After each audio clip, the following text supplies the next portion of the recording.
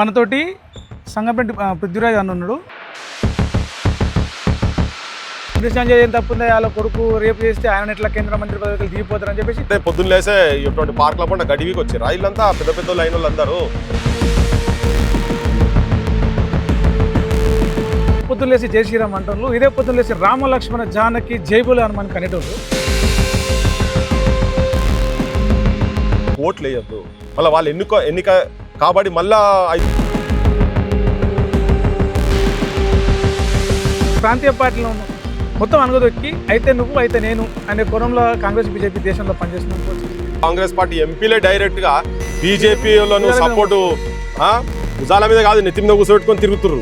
భుజాల కాదు, నెత్తి మీద కూర్చోబెట్టుకుంటారు. వాళ్ళు ఒంటేలు పోసినా మీద పడ్డ వాళ్ళకి తెలుస్తలేదు. మరి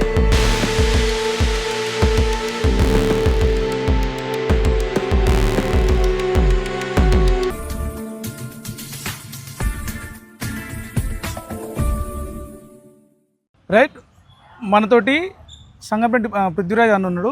అన్నను కొన్ని ప్రశ్నలు, కొన్ని జీకే ప్రశ్నలు అడుగుదాం అనుకుంటున్నాయి. అలా అన్న ఏం సమాధానం చెప్తారు చూద్దాం. అన్న, తెలంగాణ హోంశాఖ మంత్రి ఎవరు? జనం ఎవరైనా చెప్తారు కదా బా, తెలంగాణ హోంశాఖ మంత్రి ఎవరు అనేది. అంటే ఇప్పుడు అంటే చూస్తే కేంద్ర హోంశాఖ మంత్రి ఒక ఆయన ఉన్నాడు, నా పేరు చెప్పొద్దు అంటున్నాడు. తెలంగాణలో హోంశాఖ మంత్రి రేవంత్ రెడ్డి, ఆయన దగ్గర బాధ్యతలు ఉన్నాయి. కానీ రోజుకు 3 ఆడపిల్లలు ఎత్తుకోబోతున్నారు, 4 మర్డర్లు అవుతున్నాయి. ఇవాళ కూడా 2 మర్డర్లు అయినాయి. నిన్న సాయంత్రం అందరు చూస్తున్నాం, 2 ఆడపిల్లలు ఎత్తుకపోయారు. అంటే హోంశాఖ మంత్రి ఉన్నట్టా లేనట్టా, అసలు ఏంది హోంశాఖ మంత్రి ఎవరు అనేది? అయితే బండి సంజయ్ ఆత్మ రేవంత్ రెడ్డి రూపంలో, రేవంత్ రెడ్డి శరీరంలో ఎంటర్ అయ్యి రేవంత్ రెడ్డి రూపంలో హోంమంత్రి ఉన్నాడు. రేవంత్ రెడ్డి ఆత్మ బండి సంజయ్ లోపల ఉండి ఈయన అయిండు. ఇద్దరు ఒకరి ఆత్మలో ఒకరు పంచుకొని ఈ ప్రేతాత్మ అయ్యి జనం మీద, జనంలో ఉన్నటువంటి ఆడవాళ్ళ మీద పడ్డట్టుగా కనబడుతున్నారు. ఇప్పుడు మీరు ఏదైతే అన్నారో బండి సంజయ్ ఆత్మ రేవంత్ రెడ్డిలా, రేవంత్ రెడ్డి ఆత్మ బండి సంజయ్ అన్న మాట, ఇవాళ వాళ్ళ కొడుకు పరారులో ఉన్న 3 రోజులకి హిందూ ఏకత యాత్రలు వచ్చి మా కొడుకు జోలికి వస్తే హనుమంతుని తోక ఎట్లయితే పెట్టి లంకను తలగబెడతాడో దగ్ధం చేస్తా అన్నాడు. కొడుకు జైలు వెనుక 4 రోజులకు బయటకు వచ్చి ఇలా బీజేపీ ఆఫీస్కి పోయి అడొక మాట మాట్లాడతాడు.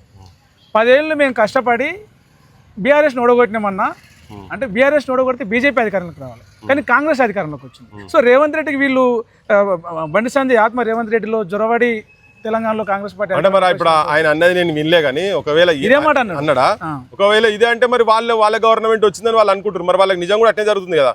నిజంగా బీజేపీ గవర్నమెంట్ ఉన్నా కానీ బదనామైతం కావచ్చు అని వెనక పోతురు కావచ్చు, అంతకన్నా ఎక్కువ జరుగుతున్నది ఈ దీంట్లో.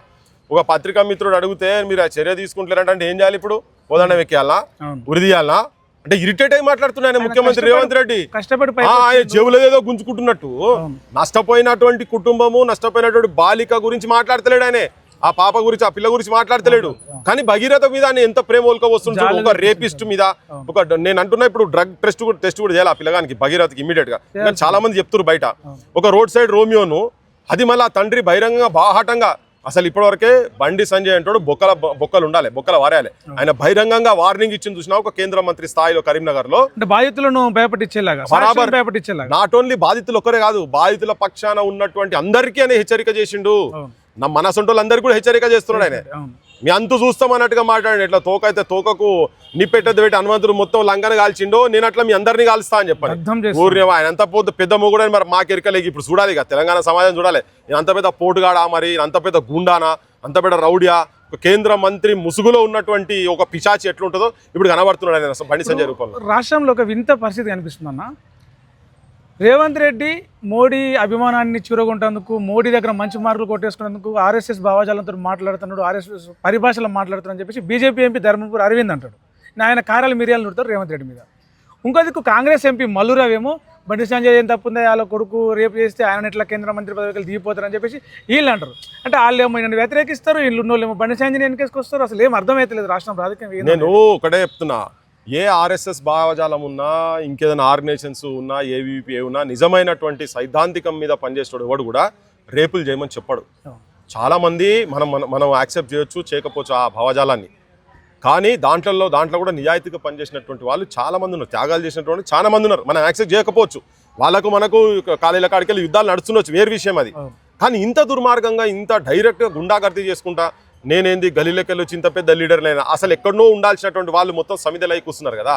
వాళ్ళ శవాల మీద, ఇప్పుడు వీళ్ళు వాళ్ళ త్యాగాల మీద ఈ దుర్మార్గమైనటువంటి భావజాలాన్ని వీళ్ళు వ్యక్తపరుస్తున్నారు బండి సంజయ్ దుర్మార్గులు. ఓకే వాళ్ళు ఎక్కడ ఇవన్నీ ఈ సంపుతాము కొడతాము ఏం చదువుకున్నాడు ఆయన చదువు పాడుగాను కార్పొరేటర్కి వెళ్ళి వచ్చినట్టే మరి వీళ్ళందరూ పొద్దున్న లేసే ఇటువంటి పార్కుల పంట గడివికి వచ్చారు వీళ్ళంతా పెద్ద పెద్ద లైన్ వాళ్ళందరూ ఇప్పుడు మా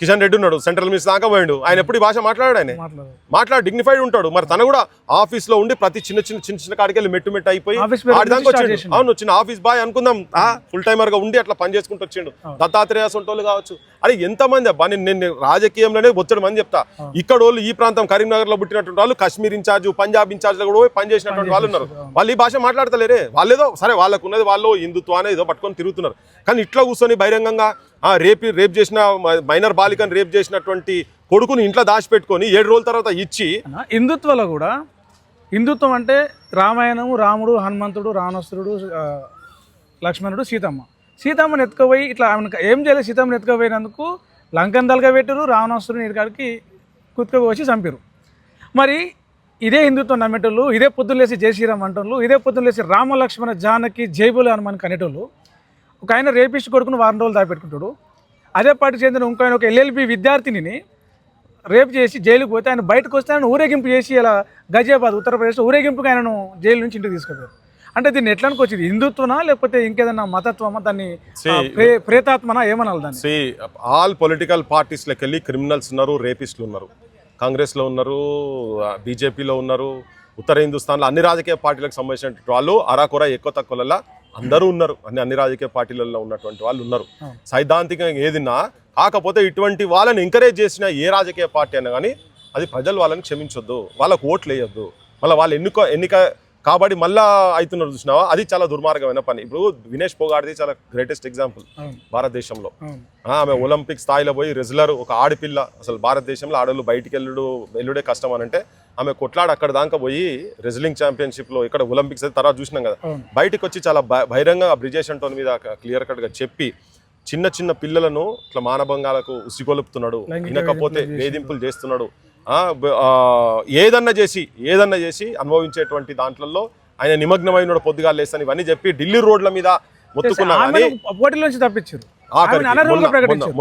మొన్న జరిగింది అది సో అయితే ఇది కొంతమంది వ్యక్తులు అందులో ఉన్నారు ఆ వ్యక్తులను కూకటి వీళ్ళతో తీసి అవతల వారాలి రాజకీయ పార్టీలు కూడా అవి నీకు ఉన్నంత మటుకు ఈ బదనాం తప్పదు మనసుంటలో మాట్లాడుతూనే ఉంటాం కదా బరాబర్ మాట్లాడతాం ఇప్పుడు నేను ఇంకొకటి ఏంటంటే నువ్వు అన్నది హిందువులు అంటే వీళ్ళ హిందూయిజం అనేది నా దృష్టిలో ఇట్స్ వే ఆఫ్ లైఫ్ అది మొన్న రీసెంట్ గా ఒక సుప్రీంకోర్టు ప్రధాన న్యాయమూర్తి కూడా క్లియర్ కట్ గా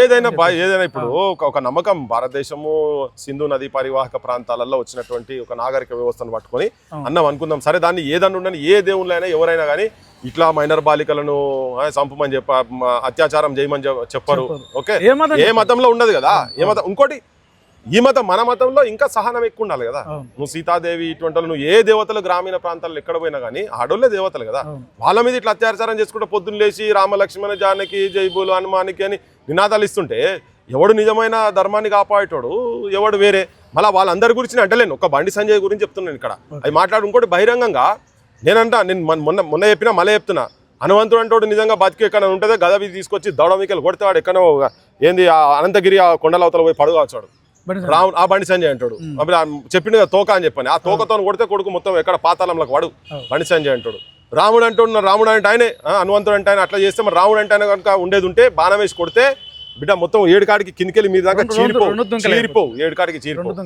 ఇంత దుర్మార్గంగా మాట్లాడి జనం ఇట్లా సంపుతామని చెప్పని అదే సవాల హనుమంతుని సవాల హనుమంతుని పుట్టినరోజు నాడు హనుమంతుని ఆలోచనలు హనుమంతుని ఆశయాలను జనానికి చెప్పి జనం దాన్ని ఎట్లా అమలు చేయాలి ఒక భగవంతుని రూపంగా ఆయన ఎందుకు కొలుస్తున్నామని చెప్పాల్సిన వేదిక మీద జనాన్ని భయభ్రాంతులను చేసి అది కూడా ఒక మైనర్ బాలిక మీద అత్యాచారం చేసినటువంటి కొడుకును ఎంబడబెట్టుకొని వారం రోజులు కాపాడి ఆయన దగ్గరనే పెట్టుకొని ఆ దగ్గర ఉన్నప్పుడే జనం మీద ఇంత ఒడి మాట్లాడితే ధర్మం గురించి మాట్లాడుకుంటూనే రాక్షసులు వీళ్ళని చెప్పుకుంటా రాక్షసుల సంతతి ఆయనే అసలు రాక్షసుడు బండి సంజయ్ రేపు జనం చెప్తారు ఆయన బుద్ధి చెప్తారు అంటే ఒక రాజకీయ వాతావరణాన్ని గమనిస్తే కాంగ్రెస్ బీజేపీ 2 అతిపెద్ద జాతీయ పార్టీలు ఇండియాలో ఈ 2 ఒక పార్టీ మీద ఇంకో పార్టీ కొట్లాడితే ఇంకో పార్టీ ప్రశ్నిస్తాయి విమర్శిస్తాయి కానీ 2 పార్టీలు కలిసి పనిచేస్తున్నట్టుగా కనిపిస్తుంది దేశం మొత్తంలో ఒక తెలంగాణలోనే కాదు అటు ఏడైతే ప్రాంతీయ పార్టీలు బలంగా ఉంటాయో అక్కడ ఈ ఒక జాతీయ పార్టీ బలంగా ఉన్న ఇంకో జాతీయ పార్టీకి అడ్జస్ట్ బెంగాల్లో టీఎంసీని కావచ్చు ఆప్ని కావచ్చు యూపీలో ఎస్పీని బీఎస్పీని కావచ్చు, ప్రాంతీయ